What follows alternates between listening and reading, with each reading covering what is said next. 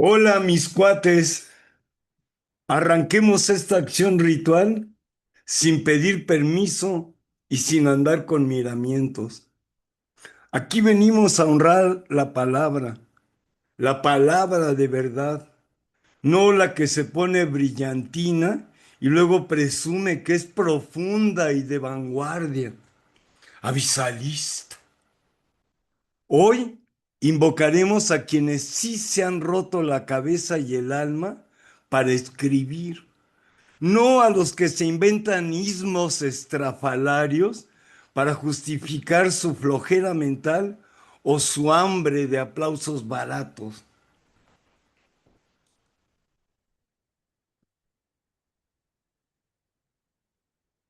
Así que entraremos en materia con Ramón López Velarde, ese poeta que sabía ser provinciano sin ser ingenuo, católico sin ser beato, apasionado sin ser cursi. Un tipo que entendió antes que nadie que la patria no se grita como lo hacen las bocinas oficiales, sino que se susurra con el oído pegado a la tierra. Nada que ver con los gritones de feria cultural que creen que inventaron ayer lo abisal, porque un día se deprimieron con filtros de Instagram. Recordaremos su joya, La suave patria, ese poema donde López Velarde convierte México en una criatura viva, sensual, contradictoria, luminosa y llena de polvo. Mientras otros escriben pseudomanifiestos recargados de adjetivos rimbombantes, él construye un país entero con imágenes precisas y música verdadera. La suave patria es lirismo sin cursilería, crítica sin estridencia, celebración sin propaganda. Es todo lo que las vanguardias de plastilina no pueden ni soñar. Y para que quede claro cuál es la liga en la que aquí jugamos, recordaremos también a 5 poetas que sí han dado la vida por la palabra. Charles Olson, que convirtió la respiración en arquitectura verbal. Paul Celan, que partió la lengua como quien parte una roca para encontrar la verdad. Pierpaolo Pasolini, que mezcló poesía con sangre y política sin pedirle permiso a nadie. Yves Bonnefoy, cuya claridad vale más que todos los manifiestos pedantes del planeta. Y Agustín García Calvo, que les dio clases de desobediencia a los burócratas del lenguaje y a los poetas que se creen profundos porque hacen caras raras. Ellos 5, junto con López Velarde, son la prueba viviente de que la poesía no necesita disfrazarse de ingenuo avisalismo ni envolverse en palabrejas que solo entienden quienes las inventaron y el mediocre pedo Patziandión. ¿Quién es Patziandión? La poesía de verdad no quiere elogios automáticos, quiere precisión, ritmo, ironía, memoria, riesgo. Y si eso molesta a los que adoran los manifiestos inflados como palomitas de maíz, mejor que se enojen, que pataleen, que escriban desde la alberca de pelotas del drenaje profundo de fondo de bikini otro panfleto desilvanado y contradictorio para justificar su vacío abismal. Por eso levantamos ya la primera chela, la que humedece la garganta antes del combate sagrado. Que esta ronda de las 4 chelas con Acato Cuate sea un espacio para la palabra que no se avergüenza de sí misma, para reírnos de las pretensiones huecas, para celebrar las imágenes que sí dicen algo y para brindar por quienes nos enseñaron que el poema es un rito serio, insolente y profundamente libre. Que empiece la ronda de chelas, mis cuates. Hoy venimos a decir con fuerza la verdad de la poesía esencial, no a balbucear con etiquetas y chucherías de maratón de poetas lumpen. Aquí manda la poesía, aquí manda la verdad, aquí mandamos nosotros como intérpretes de la poesía.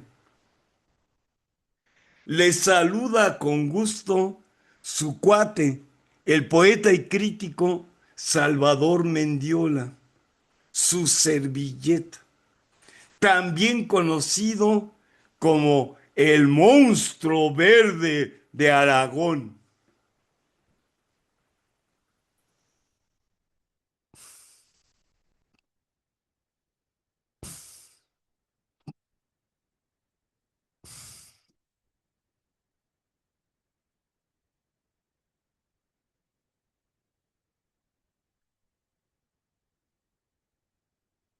Ramón López Velarde nació el año de 1888 en Jerez, Zacatecas, dentro de una familia provinciana que marcaría profundamente su sensibilidad. Tras estudiar Derecho en Aguascalientes y más tarde en la Ciudad de México, desarrolló una obra poética que, aunque breve, transformó la tradición literaria del país. Su estilo combinó una devoción por la vida provinciana, una religiosidad íntima y ambigua, un erotismo velado y una experimentación expresiva cercana al modernismo, pero ya orientada hacia la nueva lírica del siglo XX.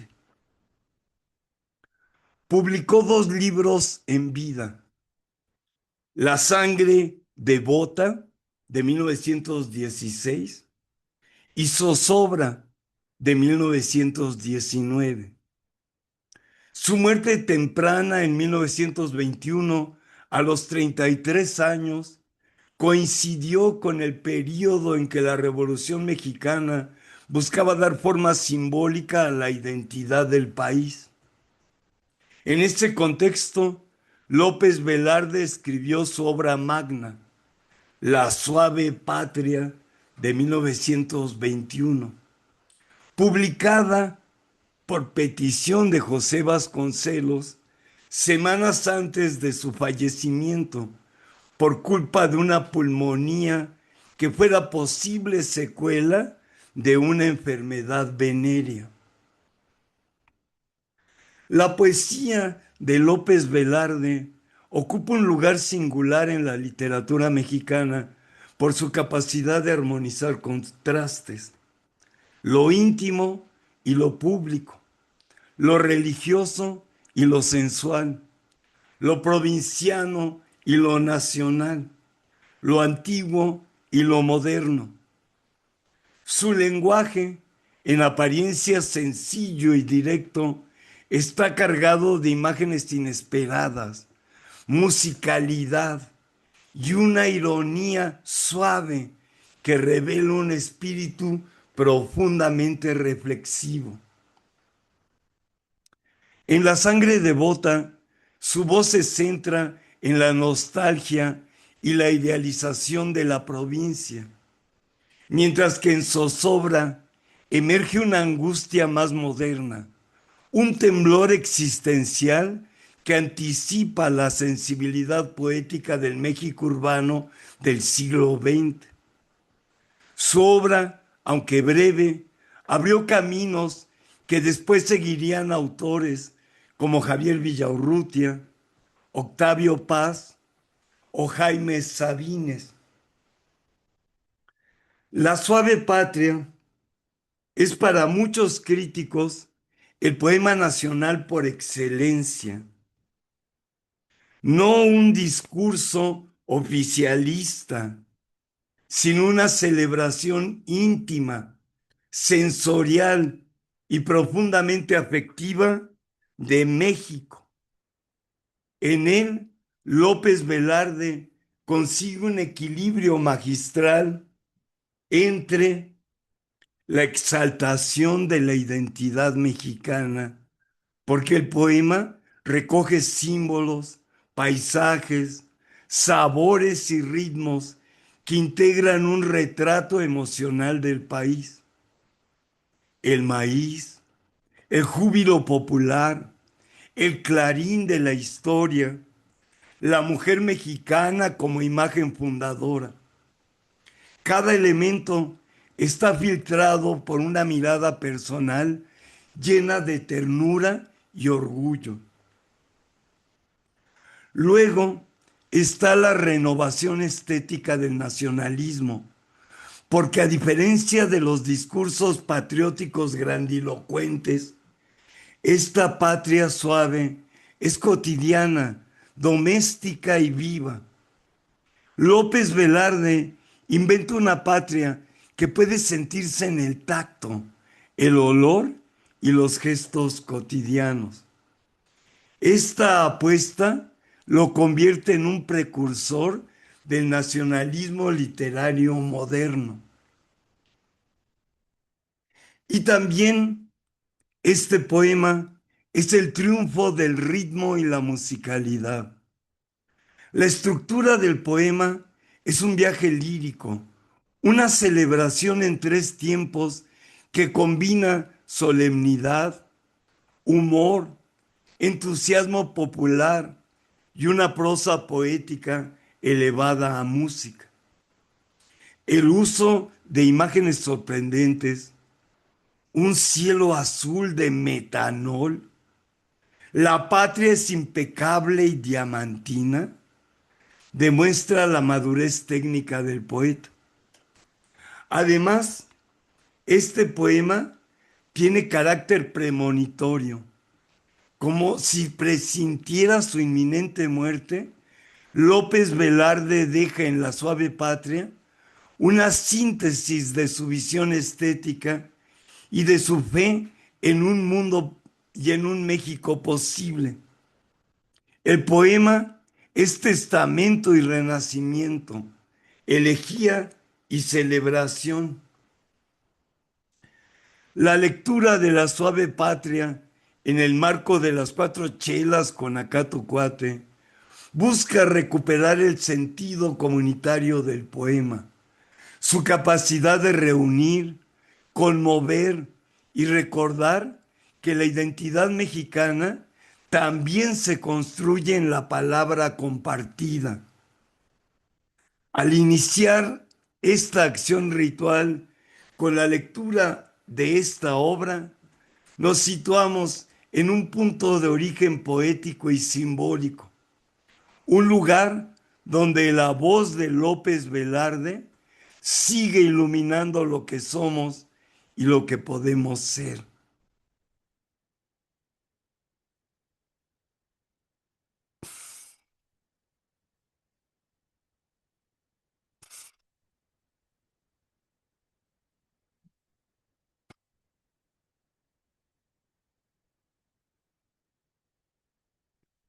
La suave patria, proemio.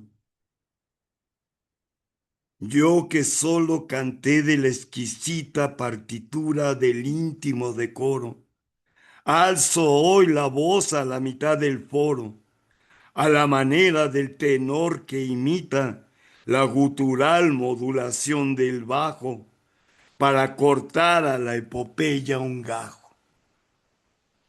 Navegaré por las olas civiles con remos que no pesan, porque van como los brazos del correo Chuan que remaba la Mancha con fusiles.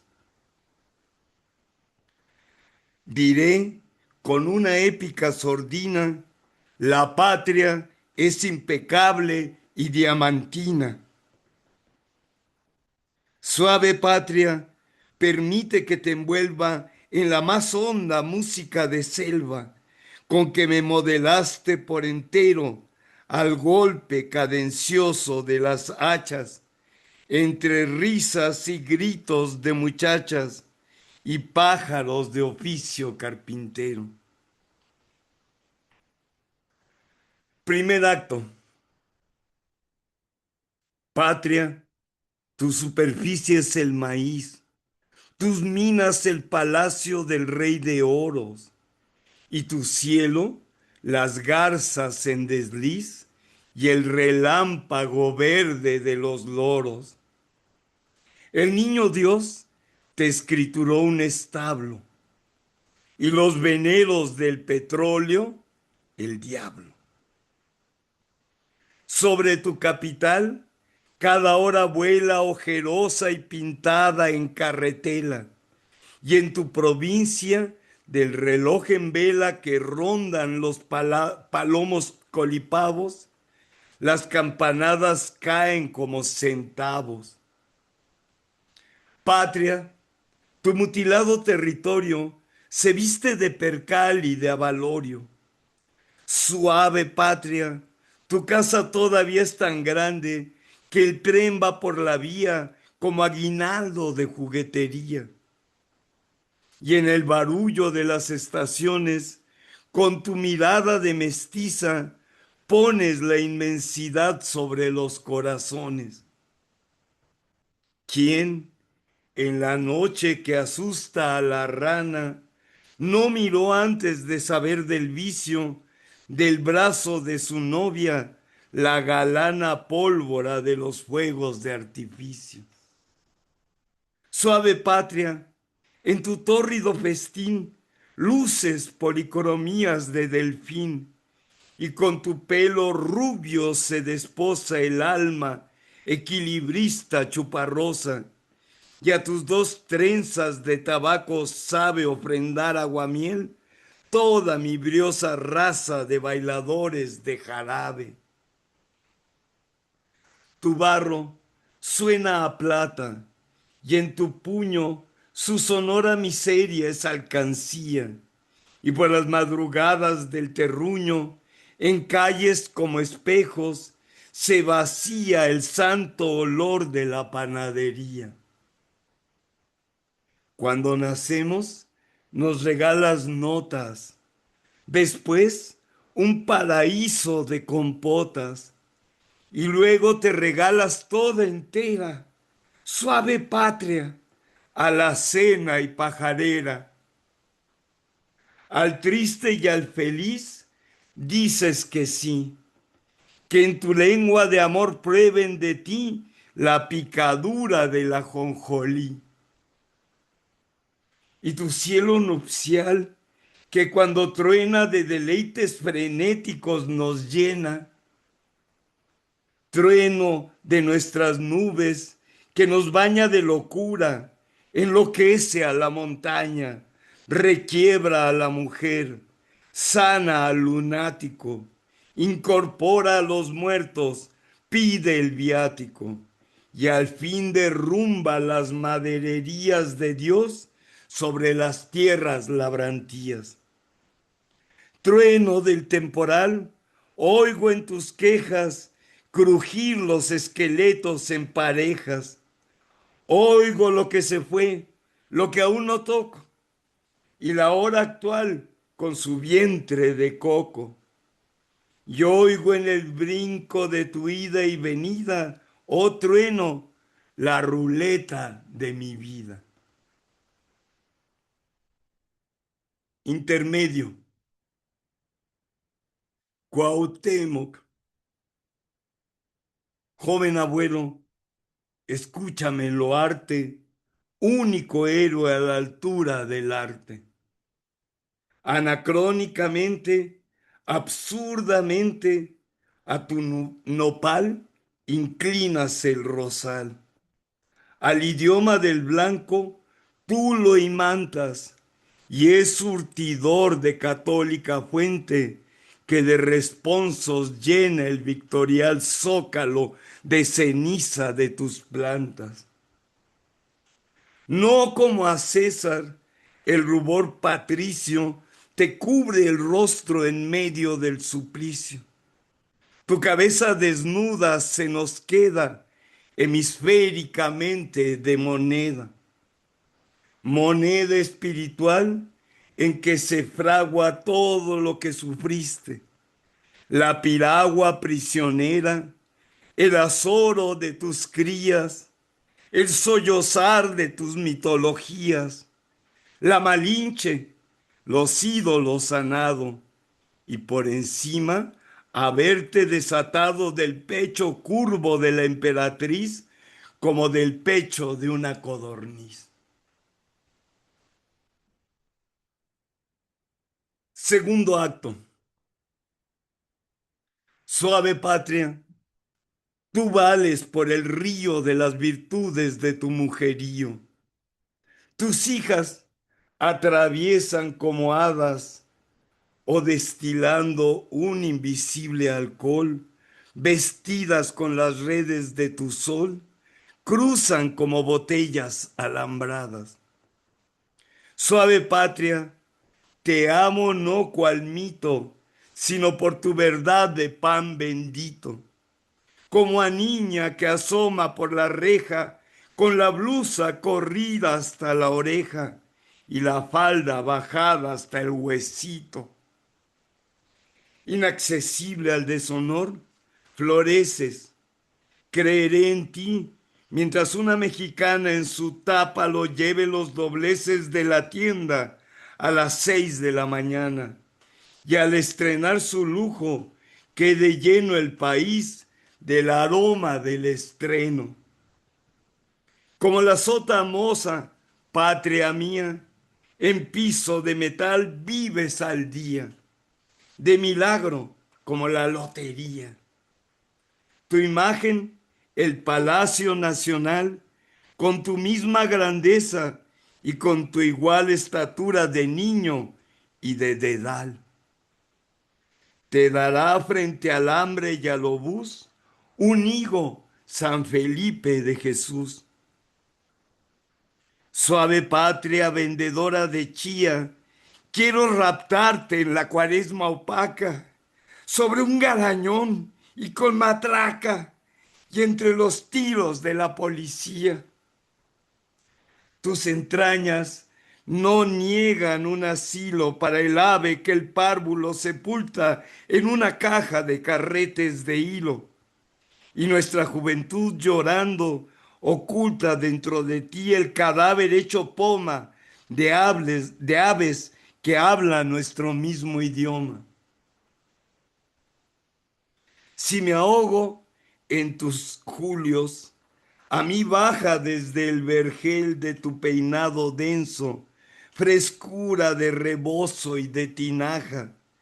Y si tirito, dejas que me arrope en tu respiración azul de incienso y en tus carnosos labios de rompope. Por tu balcón de palmas bendecidas el domingo de Ramos, yo desfilo lleno de sombra, porque tú trepidas. Quieren morir tu ánima y tu destino, cual muriendo se van las cantadoras que en las ferias, con el bravío pecho empitonando la camisa, han hecho la lujuria y el ritmo de las horas. Patria, te doy de tu dicha la clave. Sé siempre igual, fiel a tu espejo diario. 50 veces es igual el ave taladrada en el hilo del rosario. Y es más feliz que tú, patria suave. Sé igual y fiel, pupilas de abandono, sedienta voz, la trigarante faja en tus pechugas al vapor y un trono a la intemperie, cual una sonaja, la carreta alegórica de paja.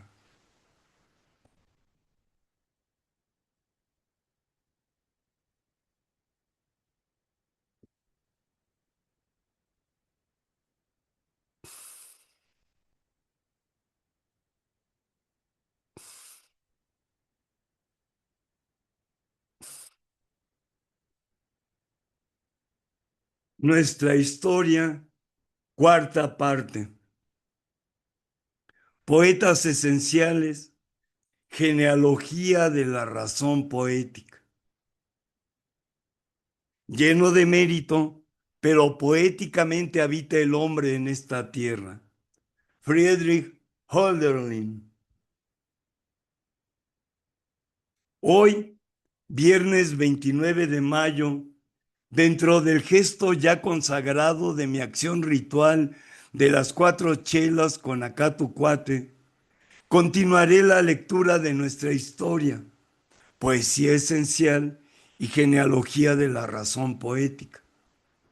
Esta sesión pondrá en acto un ciclo destinado a devolver a la palabra su fuerza originaria, la capacidad de abrir un espacio común, de convocar presencia, de hacer vibrar la memoria y la crítica en un mismo aliento.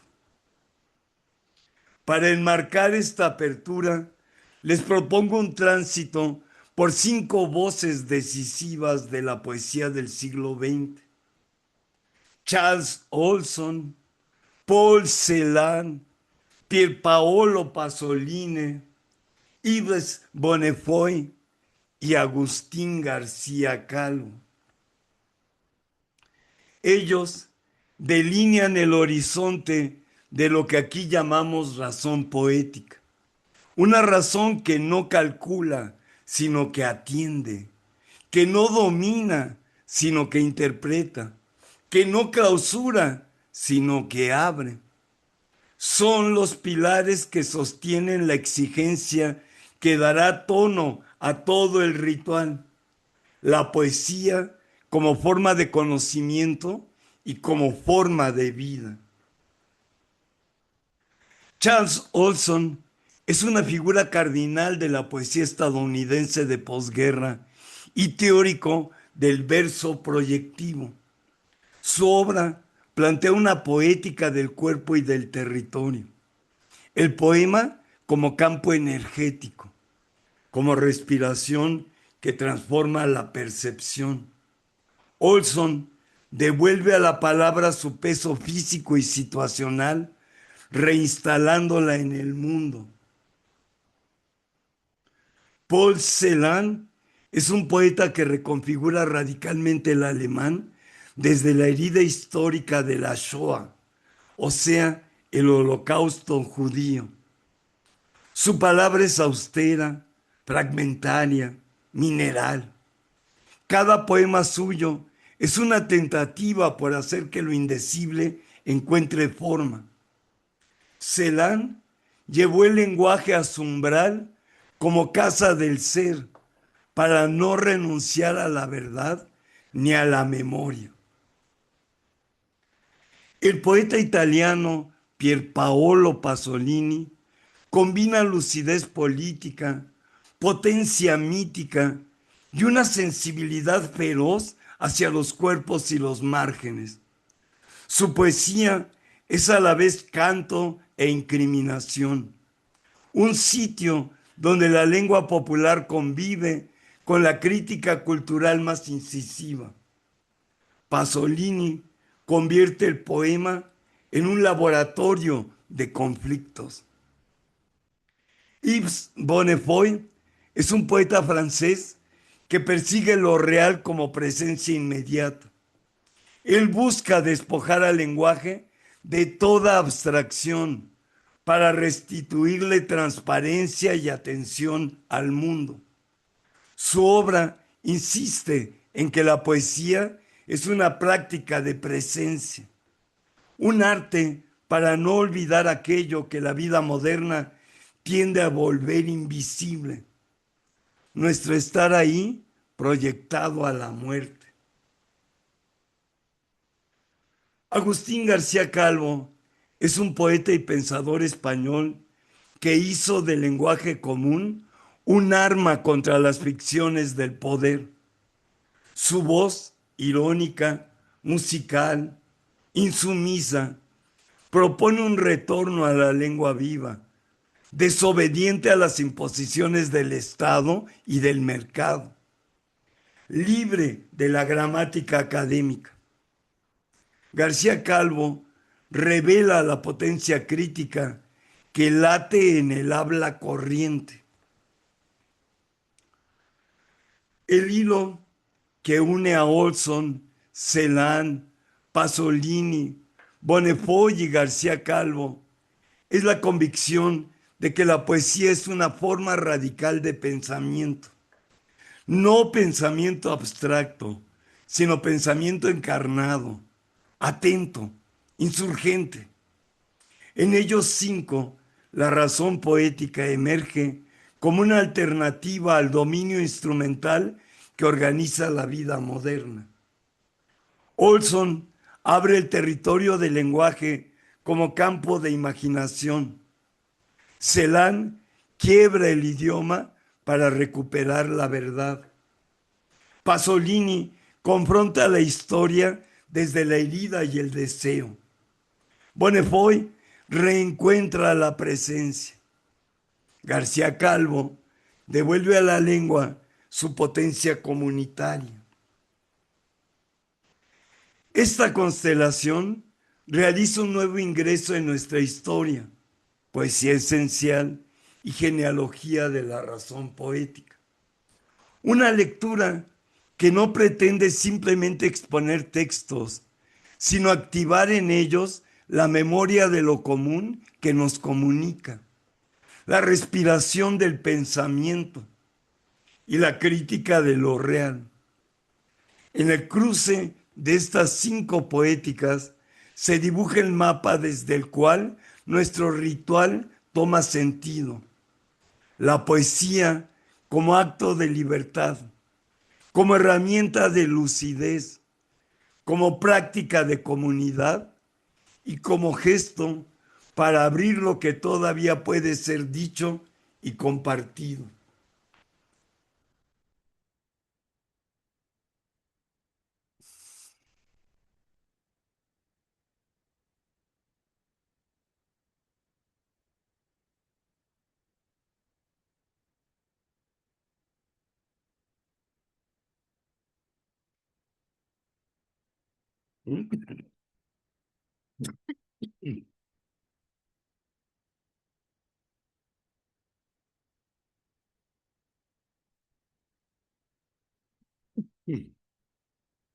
Charles Olson irrumpió en la escena literaria como un coloso que buscaba reconfigurar la escala misma de la percepción humana, trasladando el centro de la creación desde el yo psicológico hacia el cuerpo como instrumento de registro y el espacio geográfico como yacimiento de la memoria.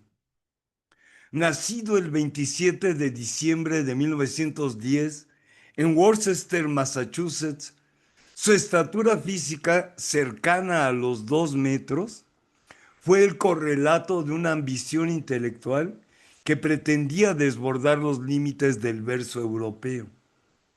Olson no fue un poeta de gabinete, sino un investigador del espacio-tiempo que entendió la escritura como una extensión de la respiración y como un acto de ocupación del territorio. Olson se formó en las universidades Wesleyana, Yale y Harvard, donde se especializó en el estudio de la literatura estadounidense, produciendo un ensayo seminal sobre Herman Melville, Call Me Ishmael, de 1947. Sin embargo, Su verdadera cuna como mentor y catalizador de la vanguardia fue cuando estuvo en el Black Mountain College en Carolina del Norte como director y maestro. Allí, como rector de una comunidad experimental, Olson se rodeó de figuras como Robert Creeley y Robert Duncan, fomentando una soledad compartida basada en el rigor ético y la autonomía creativa, lejos de las manadas literarias de Nueva York. En 1957, tras el cierre de Black Mountain, Olson regresó a Gloucester, Massachusetts, la ciudad pesquera que se convertiría en el epicentro de su cosmogonía. Su biografía es el relato de un hombre que se hunde en su localidad para hallar lo universal, rechazando el cosmopolitismo vacuo para practicar lo que él llamó etnohistoria.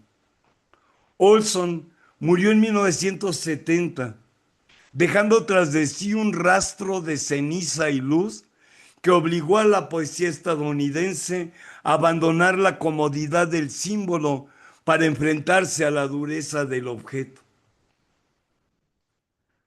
Antes de abordar su obra magna, es imperativo señalar que Olson revolucionó la técnica poética con su ensayo Verso Proyectivo de 1950.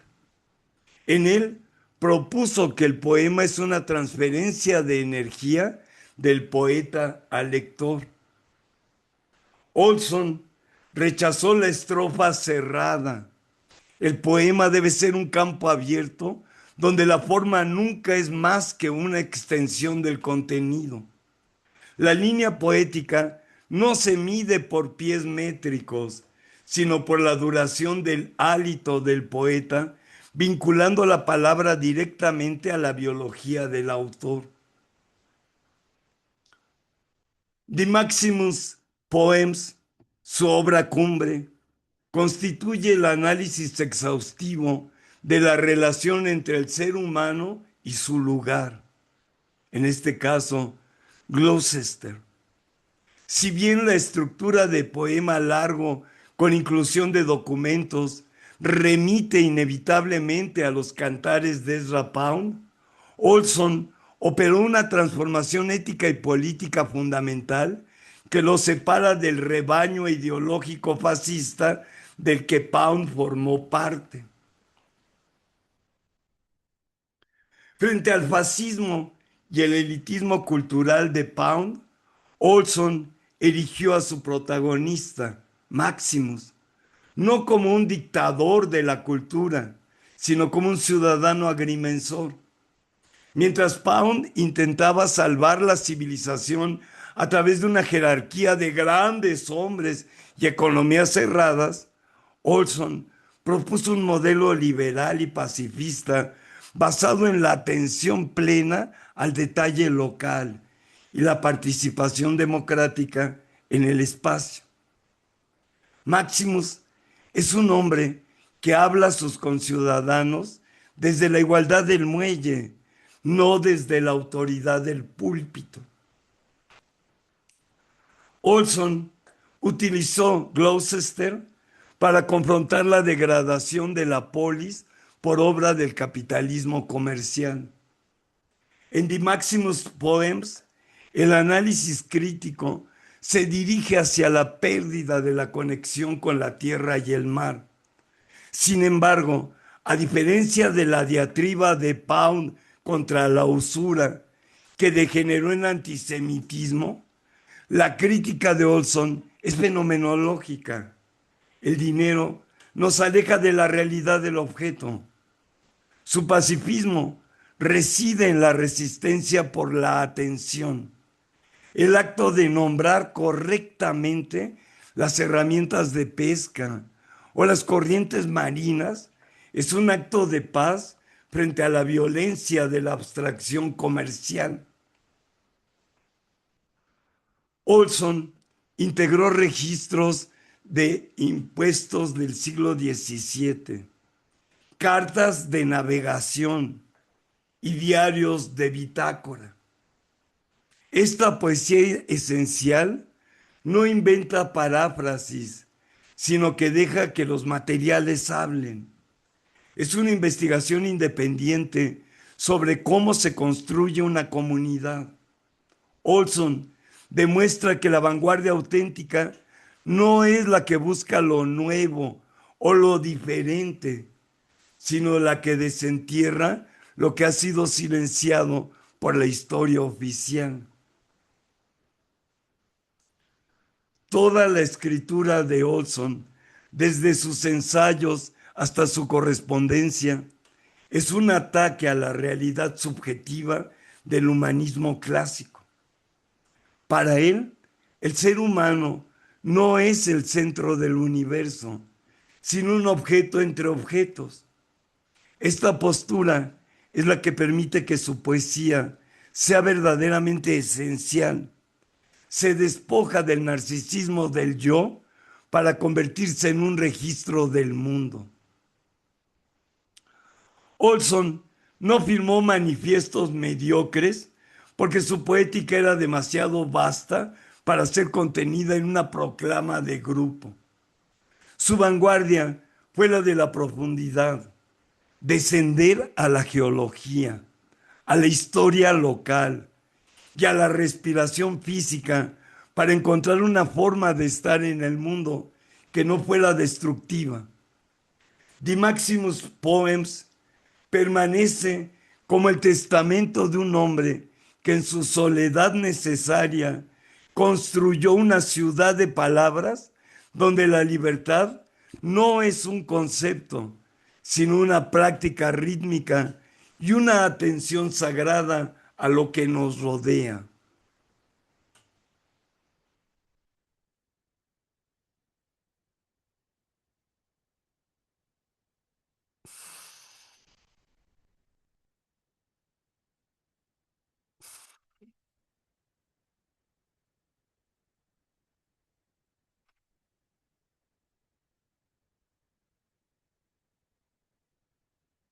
Paul Celan se erige como la figura definitiva de la poesía después de la catástrofe, no solo por el rigor de su lenguaje, sino por su postura ontológica frente al silencio y la colectividad.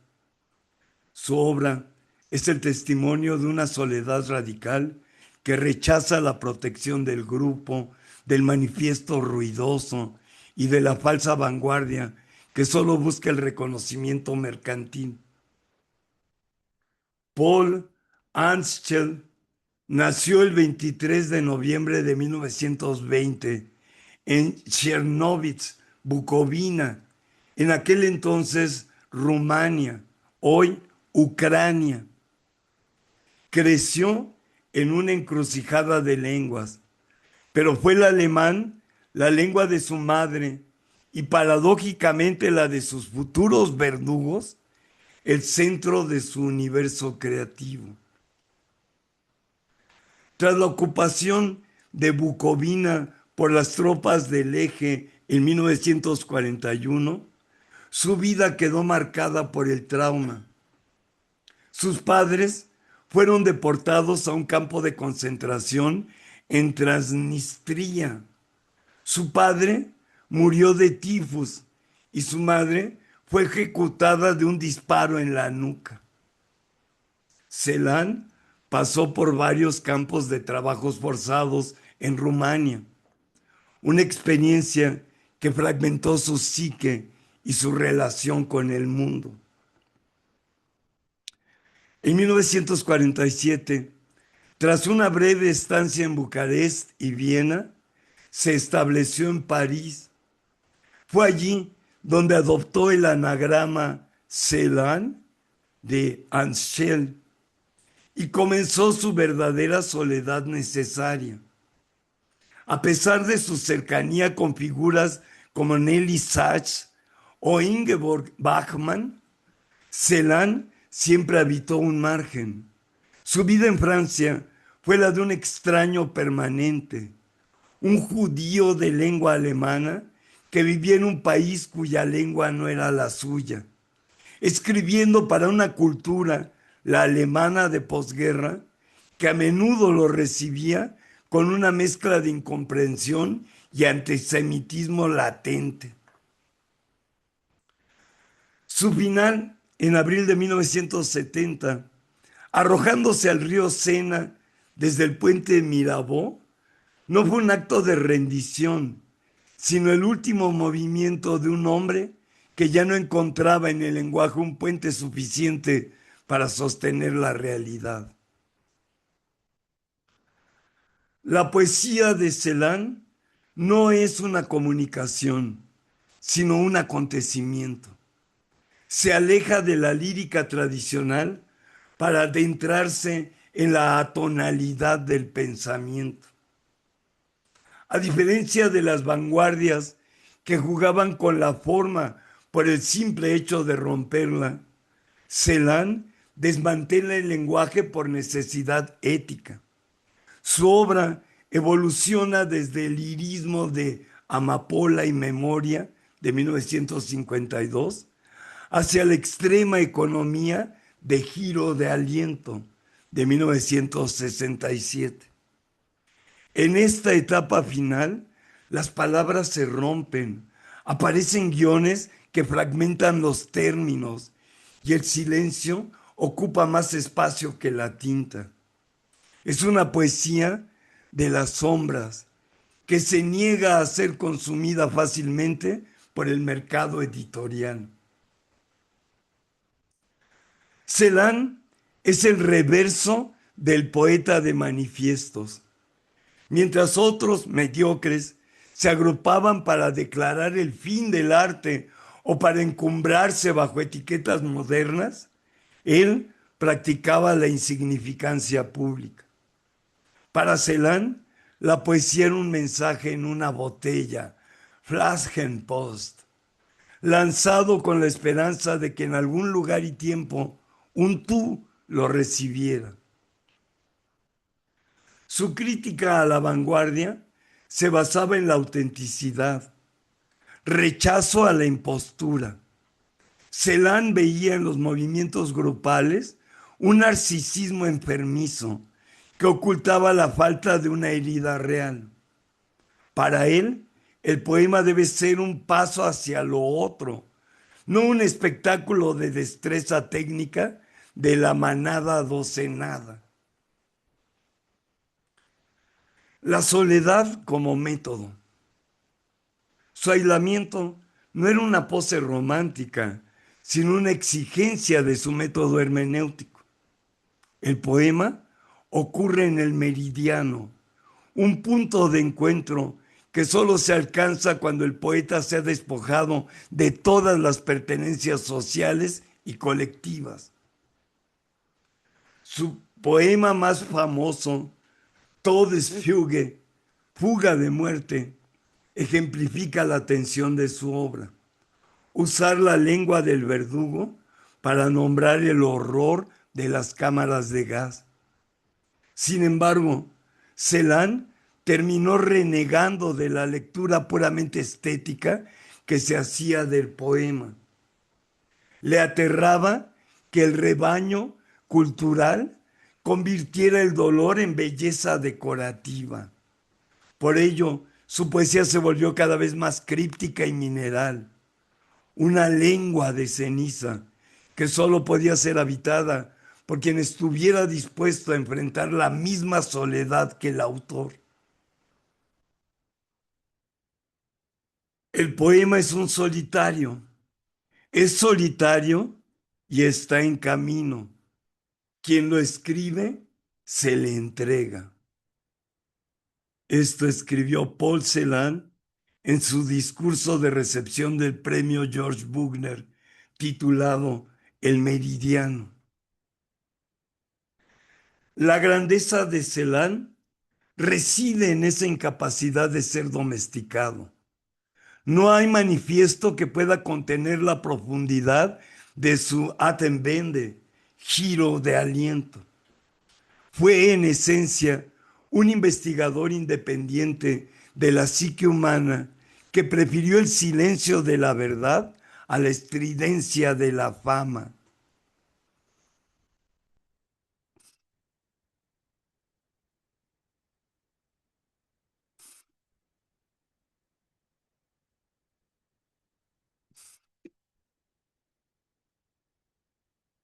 La relación entre Martin Heidegger y Paul Celan es uno de los encuentros más complejos y tensos de la historia intelectual del siglo XX, marcado por el silencio, la expectativa y finalmente una profunda divergencia ética. Tras la Segunda Guerra Mundial, Heidegger, cuya ontología estaba íntimamente ligada a la capacidad del lenguaje para abrir el ser, vio en Celan al único poeta contemporáneo capaz de hablar desde el lugar del pensamiento puro. Para el filósofo, la poesía de Celan no era literatura de consumo ni ejercicio de vanguardia, sino un acontecimiento del ser. Heidegger poseía casi todos los libros de Celan, profusamente anotados. En su correspondencia y en testimonios de su círculo cercano, Heidegger admitía que Celan era el poeta que iba más lejos en la exploración del silencio y la precariedad del lenguaje en la modernidad técnica. Lo veía como un sucesor de Hölderlin en la tarea de nombrar lo sagrado en una época de penuria. Esta valoración culminó en la invitación de Heidegger a Celan para visitarlo en su cabaña de la Selva Negra en junio de 1967. Heidegger buscaba en Celan la validación poética de su filosofía tardía. Por su parte, Celan, marcado por la soledad del superviviente, acudió con la esperanza de escuchar una palabra de arrepentimiento o una explicación sobre el pasado nazi del filósofo. Heidegger reconoció la esencialidad de Celan al tratarlo como un igual intelectual, algo extremadamente raro en el filósofo. Sin embargo, esa misma importancia que le otorgaba era para Celan una trampa. Heidegger quería convertir la tragedia personal y el genocidio presentes en los versos de Celan en una abstracción filosófica sobre el destino del ser, ser para la muerte. Aunque Heidegger lo catalogaba como poeta esencial, la diferencia entre ambos radicaba en la naturaleza de esa soledad.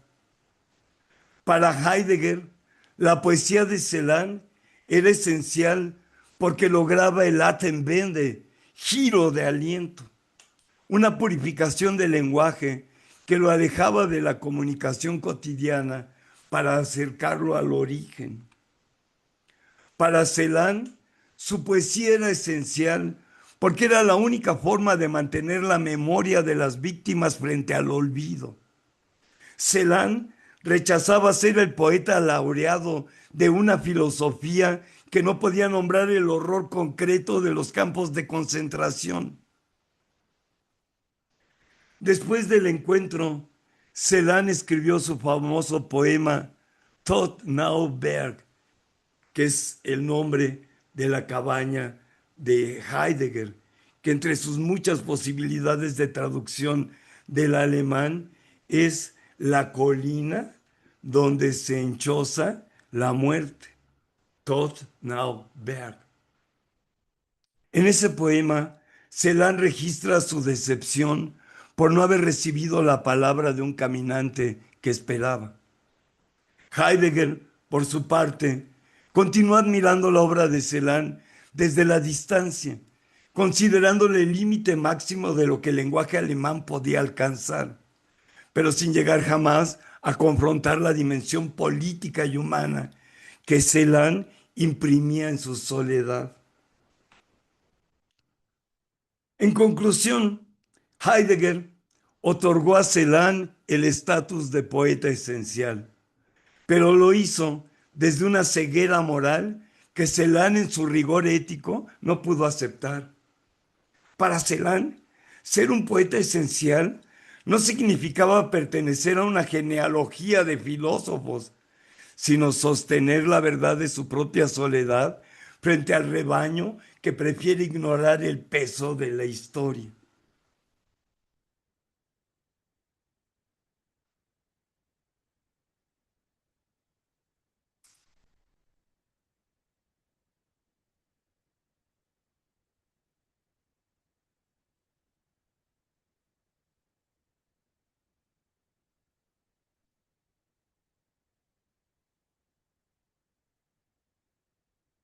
Abordar el poema Todesfuge de 1948, Fuga de la muerte, de Paul Celan, no es solo enfrentarse a la cumbre de la lírica del siglo XX, sino asomarse al abismo donde el lenguaje intenta sobrevivir a su propia aniquilación.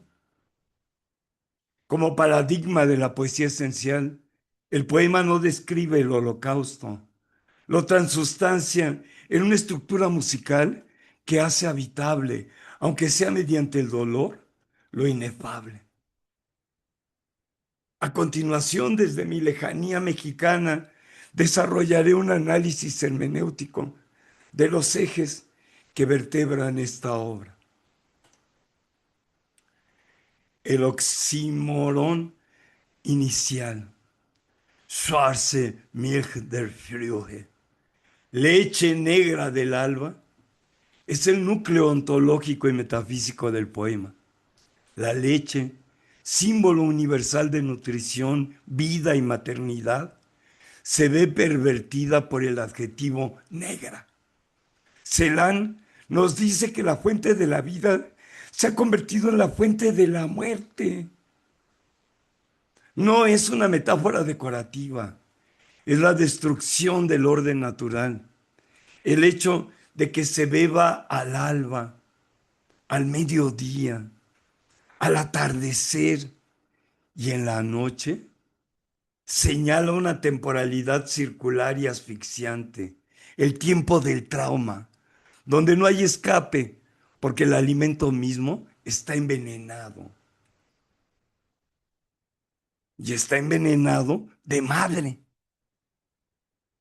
El título del poema no es accesorio.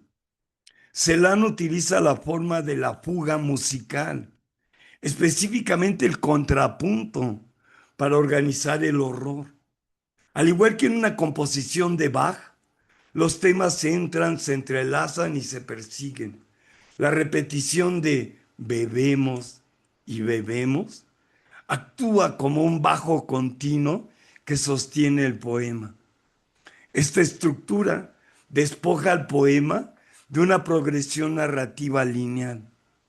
El lector queda atrapado en el ritmo, reflejando la mecanización de la muerte en los campos. La belleza de la forma musical entra en colisión directa con la atrocidad del contenido, creando una tensión insoportable que define la poesía esencial, aquella que sostiene la paradoja. El poema se tensa entre dos nombres de mujer que representan la fractura de la cultura occidental. Margarete, Margarita, la mujer de los cabellos de oro, la amada alemana, el ideal romántico de Goethe y la tradición lírica germana. Y Sulamita, la hebrea, la mujer de los cabellos de ceniza, la amada del cantar de los cantares, símbolo de la judeidad consumida por el fuego. La yuxtaposición final de ambas figuras no busca una reconciliación, sino el testimonio de una sustitución violenta. El oro de la cultura alemana ha convertido en ceniza la carne de la tradición hebrea. La frase Der Tod ist ein Meister aus Deutschland, la muerte es un maestro de Alemania, es quizás el verso más devastador de la posguerra. El término Meister alude a la maestría artesanal y musical alemana. Celan denuncia que la misma cultura que produjo la excelencia técnica y artística es la que perfeccionó la tecnología del exterminio. La muerte no es un accidente, es una maestría. La imagen de cavar una fosa en los aires, donde no se yace estrecho, es una referencia directa a los hornos crematorios. Celan logra que lo invisible, el humo, adquiere una cualidad física y espacial. Frente a la famosa sentencia de Teodoro W. Adorno sobre la barbarie de escribir poesía después de Auschwitz, Celan responde con todo desfile. Su hermenéutica nos enseña que la poesía esencial no debe ser un consuelo, sino un contralenguaje. El poema carece de signos de puntuación, creando una corriente de conciencia colectiva en nosotros de las víctimas, que no permite pausas para el aliento. En un mundo contemporáneo saturado de eufemismos políticos y desensibilización mediática, la fuga de muerte se erige como el estándar de la responsabilidad verbal. Nos recuerda que el lenguaje no es una herramienta neutral, puede ser una fosa o un refugio. Todo desfuje no es un poema sobre el holocausto, es el holocausto hecho vermo. Su profundidad radica en que Celan no utiliza el lenguaje para explicar el mal, sino que obliga al lenguaje alemán, la lengua de los verdugos y a la vez su lengua materna, a retorcerse hasta que rinda cuentas por lo sucedido. Todesfuge es una poesía esencial porque logra que el silencio que sigue al horror sea por fin audible.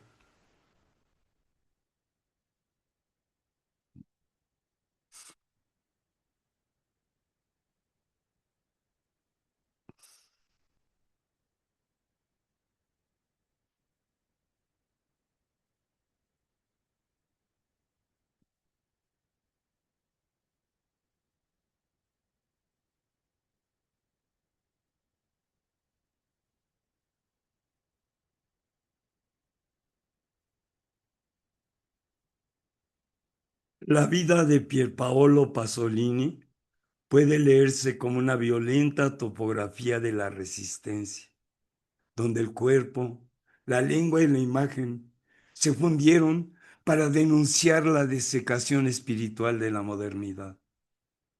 Nacido el 5 de marzo de 1922 en Bolonia, Pasolini fue un polímata cuya soledad necesaria no fue un aislamiento pasivo, sino una trinchera activa contra el neocapitalismo, al que consideraba una forma de fascismo mucho más destructiva que la de Mussolini, pues este último no había logrado aniquilar las culturas subalternas ni la pureza de lo arcaico.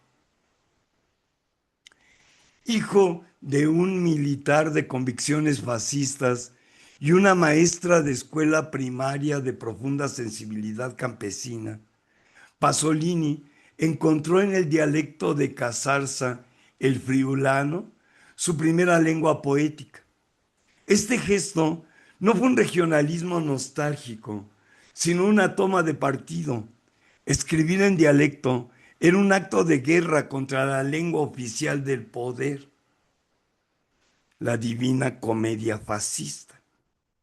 En 1949, tras un escándalo relacionado con su homosexualidad que le costó su expulsión del Partido Comunista Italiano y la pérdida de su empleo como maestro de primaria, huyó a Roma con su madre.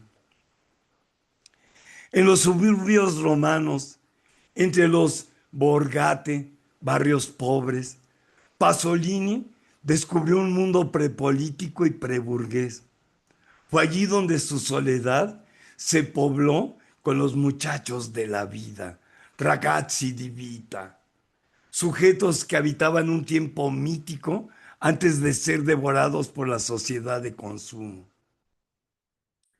Su asesinato el 2 de noviembre de 1975 en el hidroscalo de Ostia, machacado bajo las ruedas de su propio automóvil, fue el cierre trágico y coherente de un hombre que se convirtió en el cuerpo del delito de una Italia que no soportaba el espejo de su propia degradación. La poesía de Pasolini es esencial porque opera como una poesía de las cenizas. Su estilo se aleja de la pulcritud estética de las vanguardias mediocres de su tiempo, como el Grupo 63, a las que despreciaba por su carácter puramente técnico y burgués. Termina con la literatura del libro de tinta y papel y se abre a lo poético propio de la imagen cinematográfica al discurrir en las pantallas.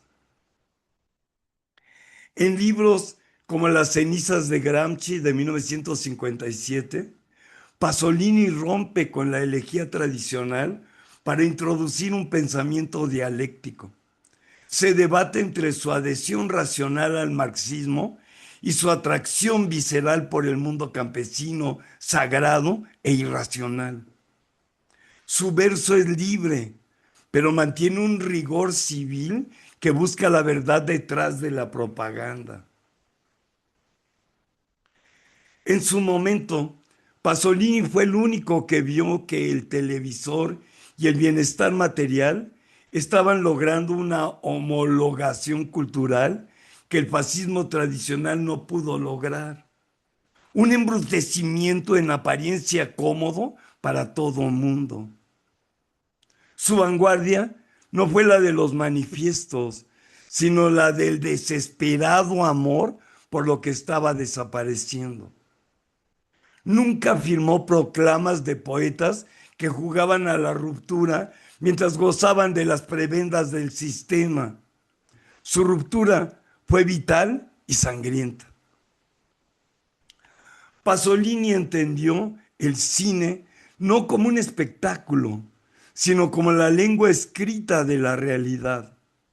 Su película Teorema de 1968 es, en esencia, un poema fílmico sobre la irrupción de lo sagrado en el vacío de la burguesía.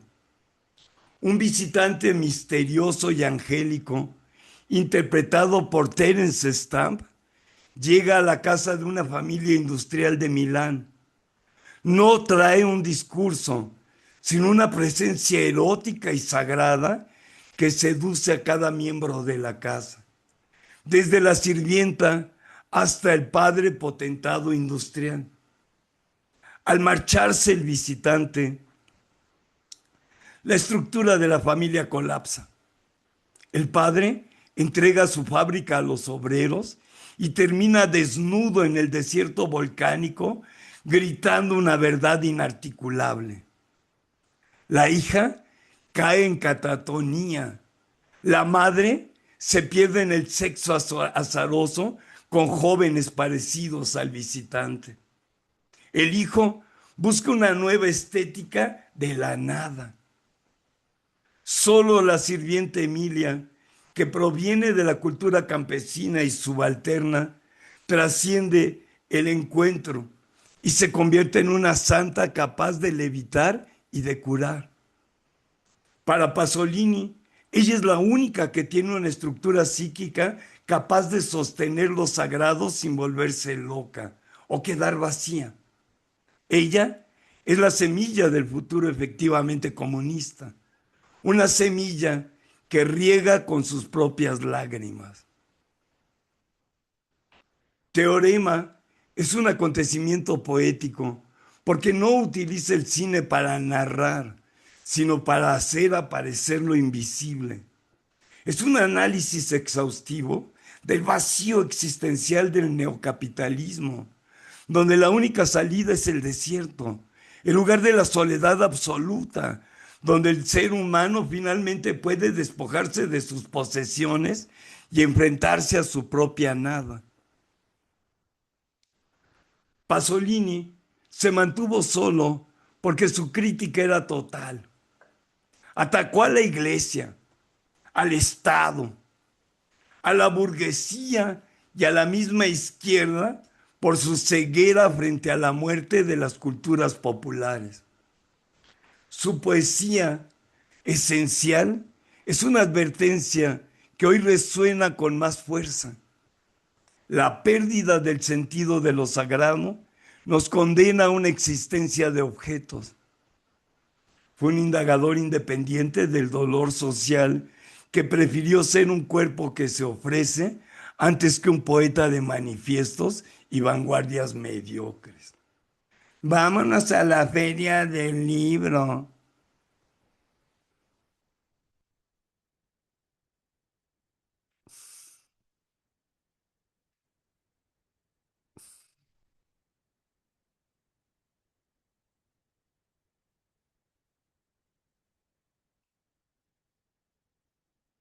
Yves Bonnefoy habitó la palabra como quien custodia una llama en medio de un vendaval de abstracciones, consagrando su existencia a la recuperación de la presencia frente al asedio del lenguaje conceptual.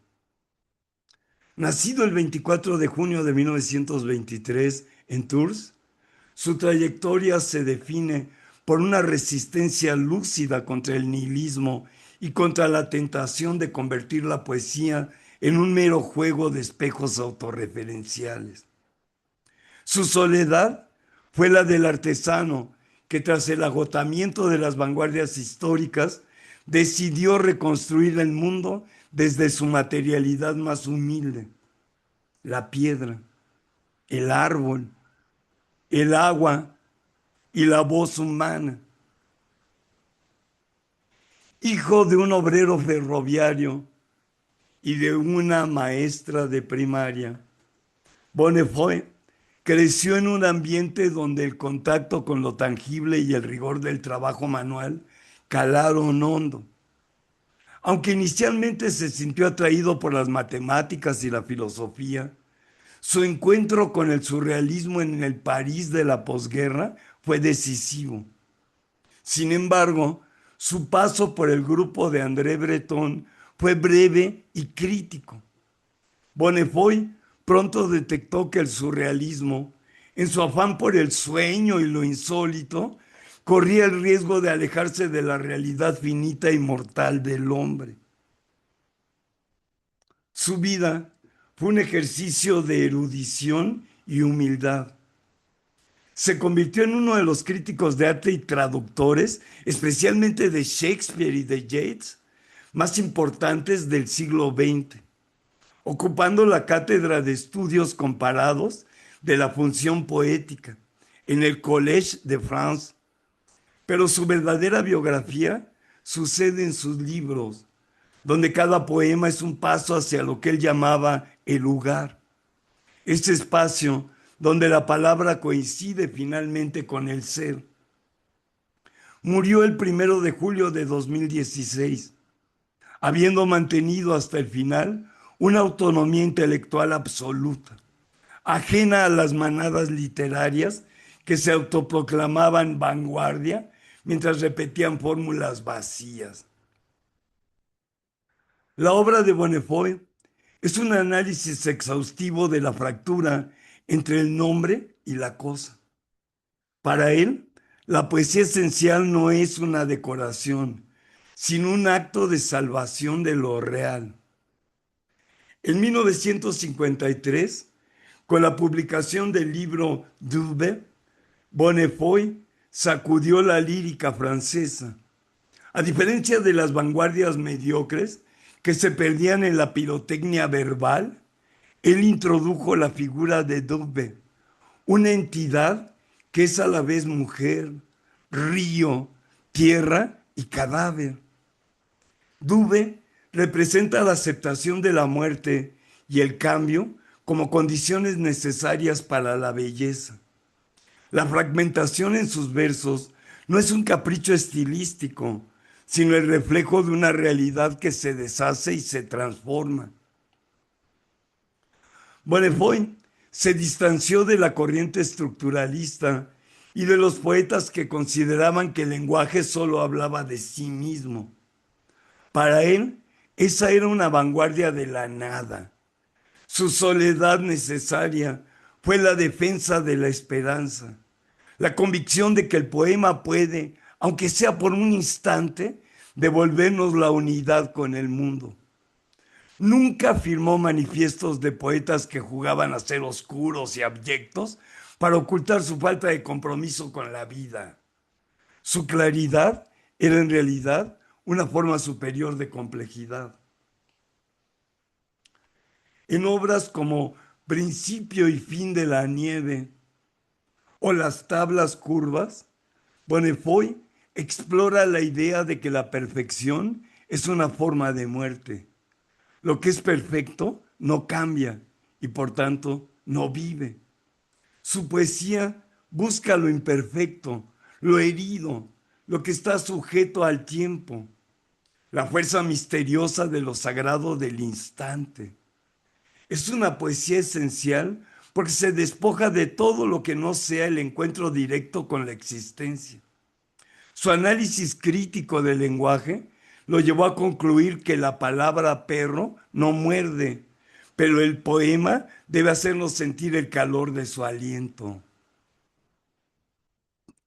La trascendencia en Bonnefoy no es algo que esté en el más allá, sino en el aquí mismo.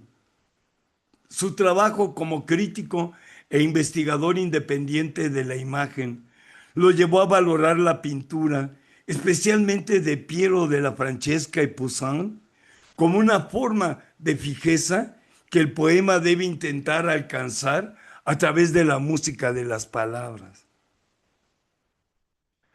Bonnefoy no anduvo en rebaño porque su búsqueda era demasiado íntima y rigurosa para ser compartida en una proclama colectiva. Su vanguardia fue la de la reconciliación, unir de nuevo la inteligencia con el sentimiento, la abstracción con la piedra. Su legado es el de un hombre que en medio de la estridencia del siglo XX prefirió escuchar el sonido de la lluvia sobre los techos de París y encontrar en ese ritmo la única gramática que no miente.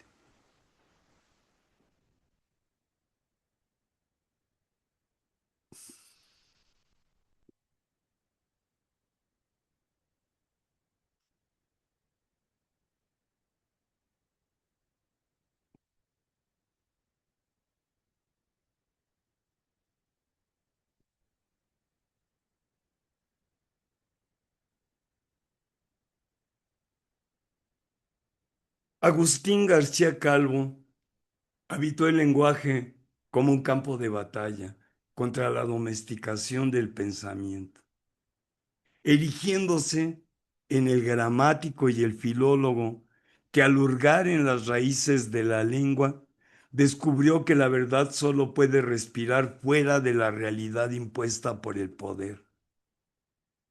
Nacido el 15 de octubre de 1926 en Zamora, su figura se proyecta como la de una anacoreta del ágora, un sabio que no buscaba la acumulación de datos, sino la liberación de la viva voz sepultada bajo el peso de las instituciones, la métrica académica y el yo narcisista.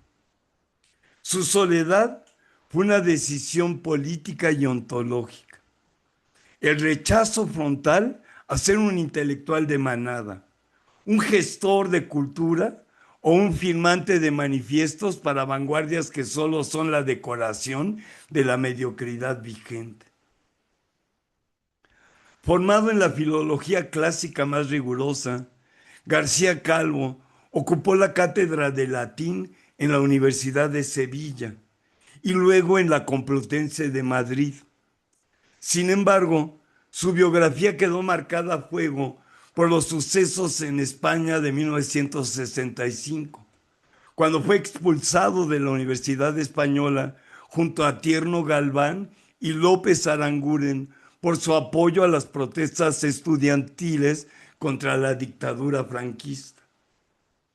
Este exilio, que lo llevó a París, donde vivió el mayo del 68 con una mirada tan crítica como apasionada, no fue un paréntesis, sino la confirmación de su carácter como investigador independiente de la mentira social. A su regreso a España en 1976, rechazó integrarse en el engranaje de la transición, prefiriendo mantener su labor en el círculo de lectores y en su propia editorial, Lucina. Su vida fue una constante tertulia política, no en el sentido partidista, sino en la recuperación del diálogo como herramienta para deshacer los nudos del lenguaje estatal. Murió el 1 de noviembre de 2012 en Zamora, España, para que no vayan a presumir los pinches michoacanos, ¿eh? Zamora, España, dejando tras de sí una obra que es en su totalidad un tratado sobre la libertad rítmica y la resistencia gramatical. La escritura de García Calvo es un bloque unitario donde la gramática, la lógica, el drama y la poesía son una misma cosa. Un intento de dejar que el pueblo, el auténtico pueblo, entendido no como masa, sino como lo que queda de humano bajo el ciudadano, que hable por sí mismo. Para Agustín García Calvo, la poesía esencial no es un adorno literario, sino la recuperación del ritmo natural frente al metro impuesto. En libros como Canciones y Soliloquios de 1976 o Relato de Amor, la poesía fluye con una engañosa sencillez que recuerda a los cancioneros antiguos, pero cargada de una potente fuerza subversiva, la negación del yo personal.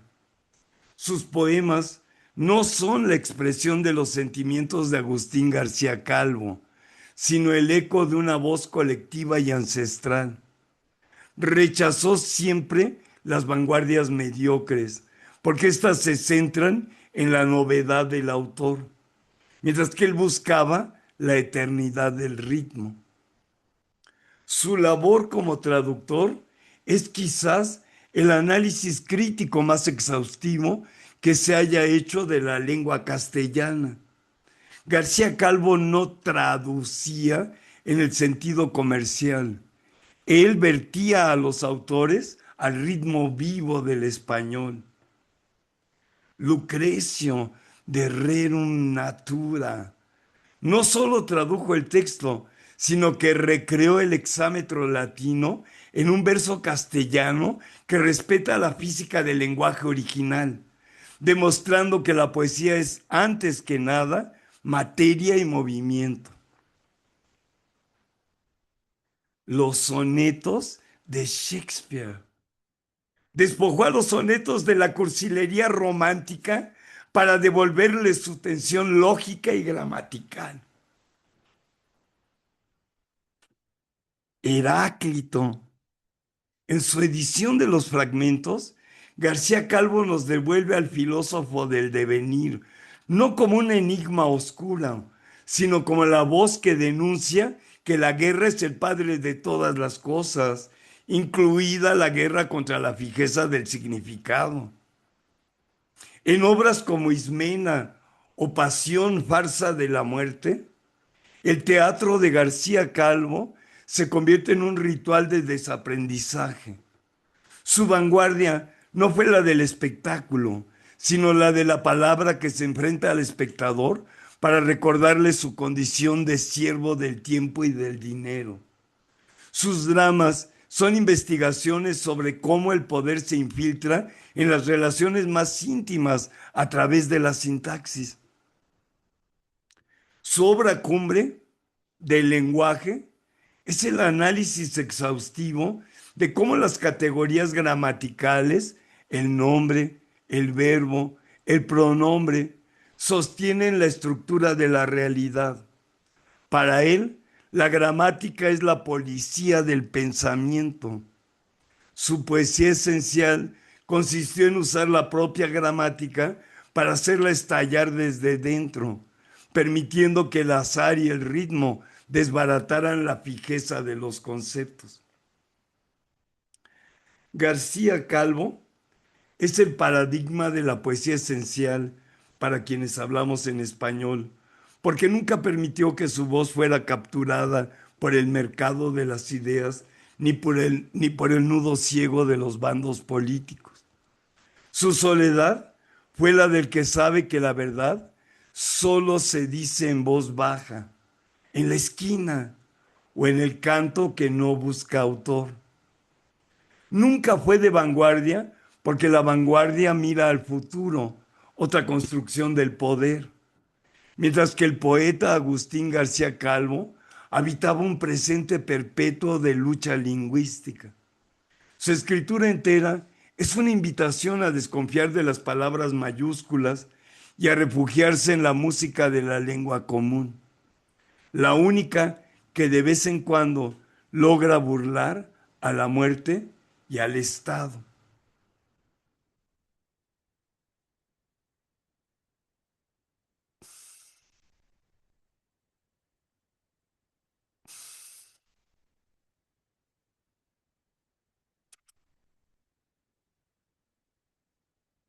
La traducción y el comentario de Agustín García Calvo sobre el poema de Parménides representa uno de los actos de insurgencia filológica más profundos del siglo XX. En su obra Lecturas presocráticas, García Calvo no se limita a verter el griego al castellano, sino que realiza una operación de rescate para liberar al pensador de Elea del secuestro que la metafísica y la historia de la filosofía han perpetrado sobre él durante 2 milenios. García Calvo aborda a Parménides no como el padre de la ontología, que establece la fijeza del ser, sino como un poeta que denuncia la trampa del lenguaje y la ilusión de la realidad. Rechaza la traducción en prosa o en versos libres que ignoran la estructura física del original. Para él, el ritmo no es un adorno, es el pensamiento mismo. Su versión busca reproducir la tensión del hexámetro griego, devolviéndole a Parménides su condición de bate que habla desde un trance lógico, donde la música de la lengua es la que dicta la verdad. Una de las aportaciones más críticas de su traducción es el tratamiento del verbo esti, es. Mientras la tradición ha sustantivado este verbo para crear el concepto de el ser, esa mayúscula que sirve al poder para fijar las cosas, García Calvo lo mantiene en su vibración verbal, como una función del lenguaje. Para García Calvo, Parménides no nos habla de una cosa llamada ser, sino de la imposibilidad de hablar y pensar el no ser sin caer en la contradicción. En su análisis exhaustivo, García Calvo desmantela la lectura aristotélica que convirtió a Parménides en el filósofo de la identidad estática. Destaca que el camino de la verdad, aletheia, en el poema de Parménides es sobre todo una vía de negación de las opiniones de los mortales que andan bicéfalos y confundidos.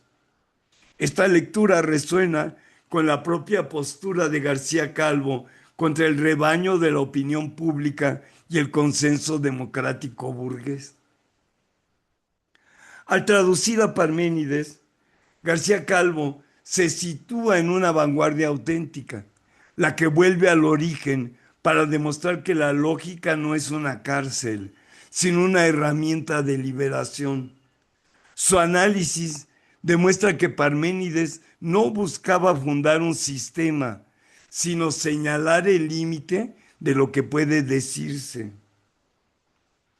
Para García Calvo, traducir a Parménides es un ejercicio de razón poética en el que se intenta deshacer el nudo que ata la palabra a la cosa.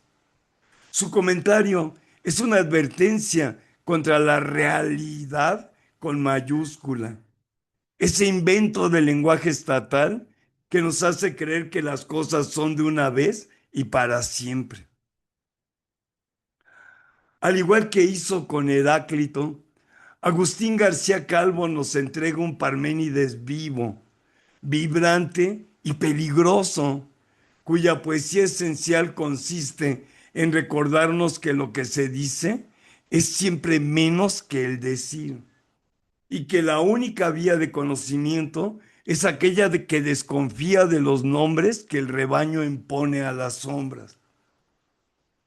Es, en suma, una traducción que no busca que entendamos a un filósofo muerto, sino que sintamos el temblor de una lengua que se atreve a nombrar el abismo de la lógica.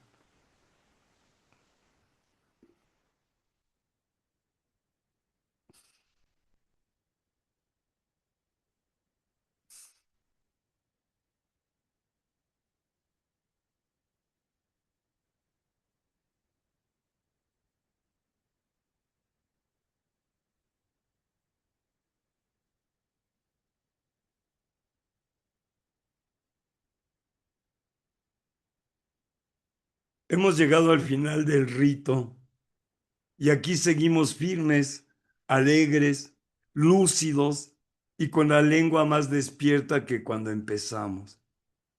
Eso pasa cuando en vez de dejarnos deshidratar por la tontería literaria, nos hidratamos con poesía de la buena y con chelas bien frías. Hoy han hablado los que saben y nosotros hemos sabido escuchar. Y eso, mis cuates, ya es bastante milagro. En esta ronda final celebramos a Ramón López Velarde, que vino a recordarnos que la patria, cuando se dice con verdad, puede ser suave sin ser débil, íntima sin ser cursi, crítica sin ser grito histérico. Su presencia ha cruzado cada trago de cerbatana elodia como un relámpago discreto, ese tipo de luz que no estorba, pero que revela. Y junto a él desfilaron los 5 poetas esenciales de este nuevo capítulo de nuestra historia. Los de veras grandes, los que sí se juegan el pellejo en cada palabra. Olson, con sus versos que respiran como montañas. Celan, afilando el idioma hasta hacerlo diamantina. Pasolini, mezclando belleza y rabia como quien mezcla pólvora. Bonnefoy, iluminando el mundo sin necesidad de gritarnos nada al oído. García Calvo, recordándonos que el lenguaje común es más libre que todos los ismos pretenciosos que no durarán ni lo que dura una chela mal servida. Hoy, gracias a ellos, desmontamos mitos, nos carcajeamos frente a las supuestas vanguardias abisales y comprobamos que el poema verdadero no necesita disfraz ni permiso, porque lo esencial no es un texto lisiado como los pseudoversos limados de un tal Pat Sean. Esto no ha sido una tertulia de sobremesa, ha sido un ejercicio de desintoxicación verbal, un ajuste de cuentas con la impostura, un brindis por lo que sigue vivo en la palabra cuando se la toma en serio sin tener que volverse solemne.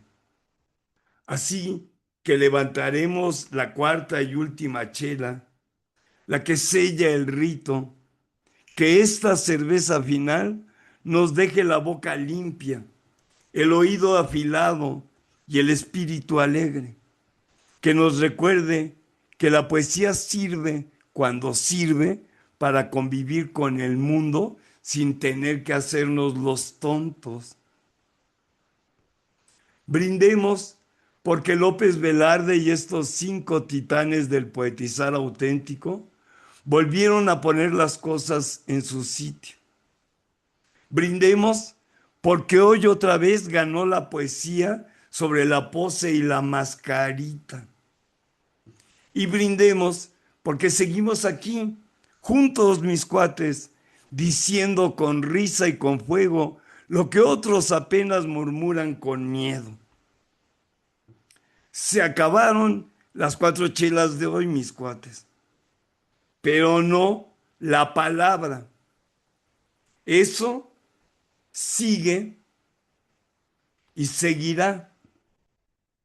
Salud.